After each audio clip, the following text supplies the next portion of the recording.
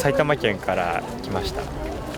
すごいネモフィラのね、真っ青で空との色の相性も綺麗で見れてよかったです。今日横浜から来ました。いつもなんか映像とかではこの時期ネモフィラの時期が始まりましたって見てたんですけど、初めて目にしたらやっぱもうすごい想像以上に壮大でとっても綺麗でした。はい。なんか海の中にいるみたいです。はい。